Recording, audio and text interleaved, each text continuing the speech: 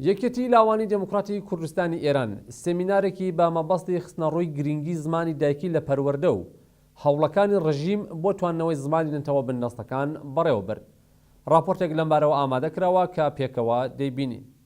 ڕۆژی یەکشەممایەکی ڕزبەر هاوکات لەگەڵ کرانەوەی قوتابخانەکان لە کوردستان و ئێراندا و هەوڵەکانی ڕێژیم بۆ تواندنەوەی زمانی نەتەوەکانی دیکە لە ڕێگەی ناوەندەکانی فێرکردن، یەکێتی لاوانی دیموکراتی کوردستانی ئێران لە بنکەی سەرەکی حیزبی دموکرات سمینارێکی لە ژێرناوی زمانی دایک ناسنامەی نەتەوەیە بۆ جەماڵ فەتحی جێگر سکرتێری یەکێتی خوێندکارانی دیموکرات پێکهێنا. سەرەتای ئەم سمینارە بە ڕاگررتنی خولەکێک بێدەنگی بۆ گیانی پاکی شەهیدانی کورد و کوردستان دەستی پێکرد.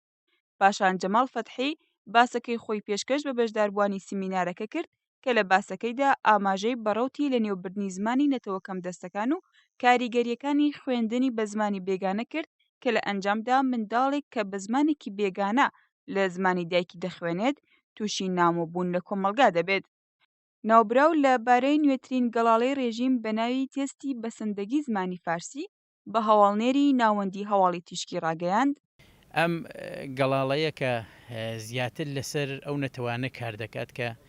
فارس نین و نەتەوە بندەستەکانی ئێرانن، کۆمەڵێ تاقیکاری و تێستە دێهێنێ لەسەر ئەو منداڵانەی کە هەتا تەمەنی ڕۆیشتنیان بۆ قوتابخانە بە زمانی دایکی ڕاهاتوون، گۆچیان گرتووە بە زمانی دایکیان، دەیانهێنێ ئاستی ئاشنایی ئەو منداڵانە لەگەڵ زمانی فارسی کە لە ڕێگەی ڕاگەاندن و تەلەڤیزیونەکانەوە لەگەڵی ئاشنابوون تاقی دەکاتەوە بۆ ئەوە بزانێ ئەم منداڵانە چەندە وشە یا چەندە ڕستەی زمانی دایکی لە ناو قسەکاندیانیا هەیە. بۆ ئەو مەبەستە دەیانەوێت کاتێککە ئەم منداڵە ڕۆیشتە قوتابخانە بە جۆرێ باری بێنن، بە جۆرێ پەروەردەی بکەن کە هەمووی ئەو وشە و ئەو ڕستانەی کە لە ماڵەوە لە دایکی یان لە باوکی لە دەوروبەری فێربووە لە بیری ببەنەوە. فەتحی لە درێژەی قسەکانی خۆیدا لەگەڵ هەواڵنێری ناوەندی هەواڵی تیشک باسی لە ڕەوتی لە نێوبردنی زمانی کوردی و باقی نەتەوە غیرە فارسەکانی ئێرانی کرد و ڕایگەیاند.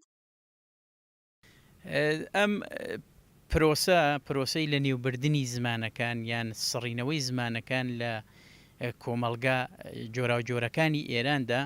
هەر لە سەردەمی پالەویەکان و دەستی پێکردووە، واتە لە ڕێگەی ئاسمیلاسیۆنی فەرهەنگی یان زمانکوژی دەستی پێکردووە. بەڵام لەگەڵ ئەوەی کە ئەو هەمووە کارەیان کردووە، ئەو هەمووە تێچوویانە لەم ڕێگایە و تەرخان کردووە بۆ لە نێوبردنی زمانی نەتەوەکانی تر، تا ڕادەیەک دەتوانین ئەوە بڵین کە ئەم پیلانانە یان ئەم پرۆسەیانە سەرکەوتون